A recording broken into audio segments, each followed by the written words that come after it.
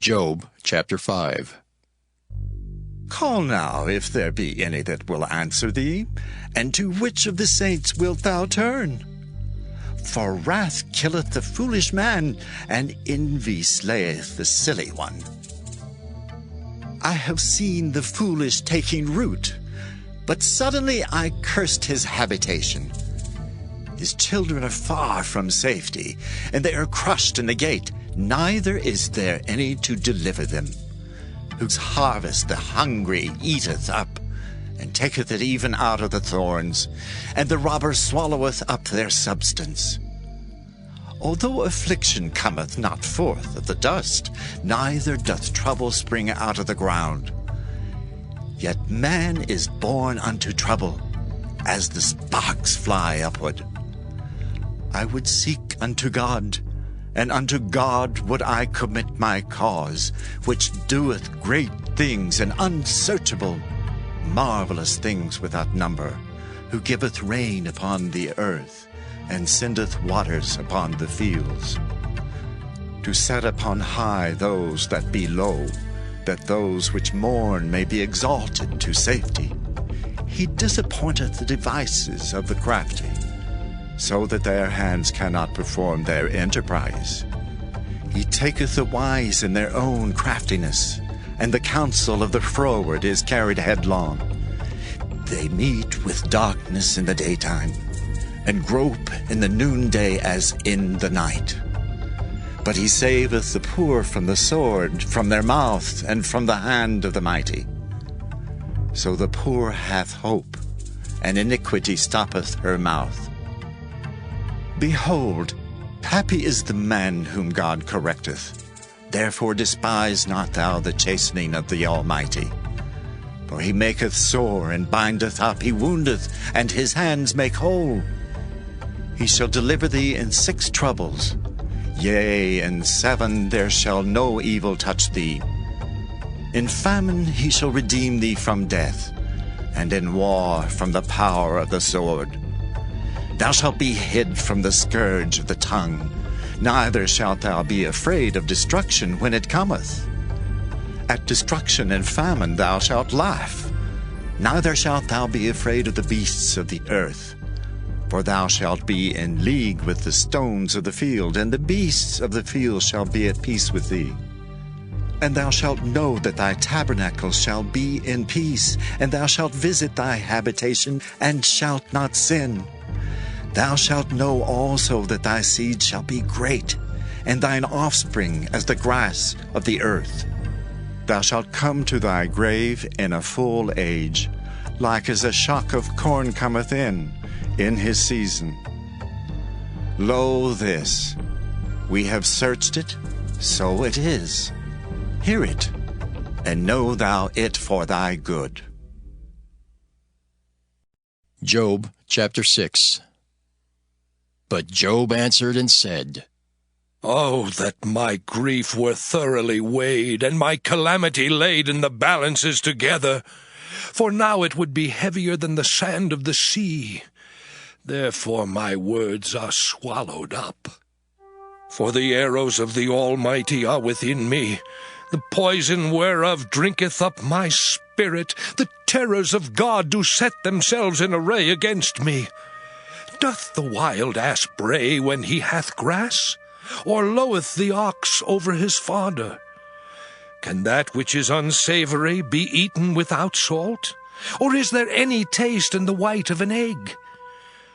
The things that my soul refused to touch are as my sorrowful meat.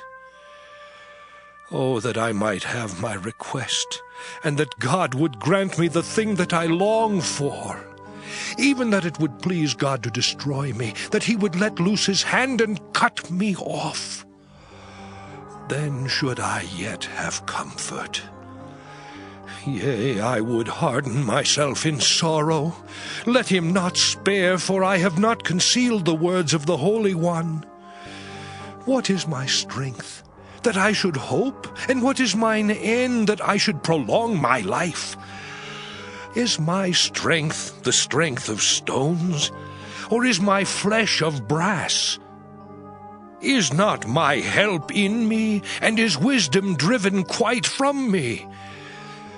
To him that is afflicted, pity should be showed from his friend, but he forsaketh the fear of the Almighty. My brethren have dealt deceitfully as a brook, and as the stream of brooks they pass away, which are blackish by reason of the ice, and wherein the snow is hid. What time they wax warm, they vanish. When it is hot, they are consumed out of their place. The paths of their way are turned aside. They go to nothing and perish. The troops of Tema looked, the companies of Sheba waited for them. They were confounded because they had hoped. They came thither and were ashamed. For now ye are nothing. Ye see my casting down and are afraid. Did I say, bring unto me, or give a reward for me of your substance, or deliver me from the enemy's hand, or redeem me from the hand of the mighty? Teach me, and I will hold my tongue, and cause me to understand wherein I have erred. How forcible are right words! But what doth your arguing reprove? Do ye imagine to reprove words, and the speeches of one that is desperate, which are as wind? Yea, ye overwhelm the fatherless, and ye dig a pit for your friend. Now therefore be content, look upon me, for it is evident unto you if I lie. Return, I pray you, let it not be iniquity. Yea, return again, my righteousness is in it. Is there iniquity in my tongue? Cannot my taste discern perverse things? Job chapter 7. Is there not an appointed time to man upon earth?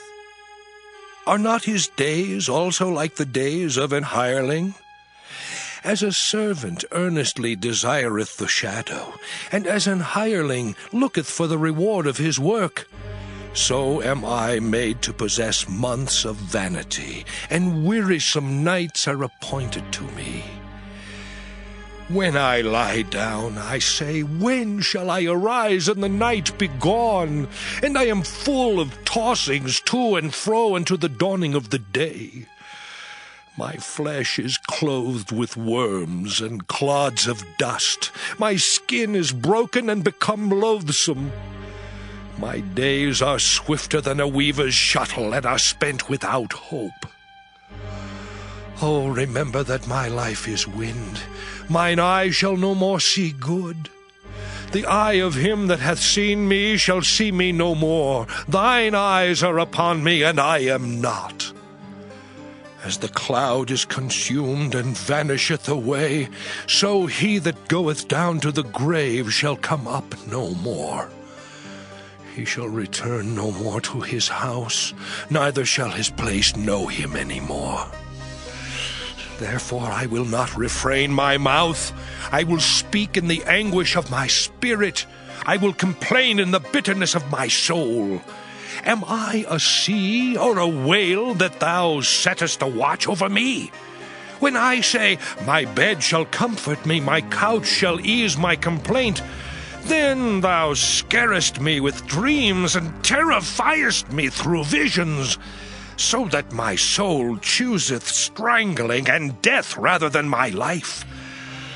I loathe it. I would not live alway. Let me alone, for my days are vanity. What is man that thou shouldest magnify him, and that thou shouldest set thine heart upon him, and that thou shouldest visit him every morning and try him every moment? How long wilt thou not depart from me, nor let me alone till I swallow down my spittle? I have sinned. What shall I do unto thee, O thou preserver of men? Why hast thou set me as a mark against thee, so that I am a burden to myself? And why dost thou not pardon my transgression, and take away mine iniquity? For now shall I sleep in the dust, and thou shalt seek me in the morning, but I shall not be.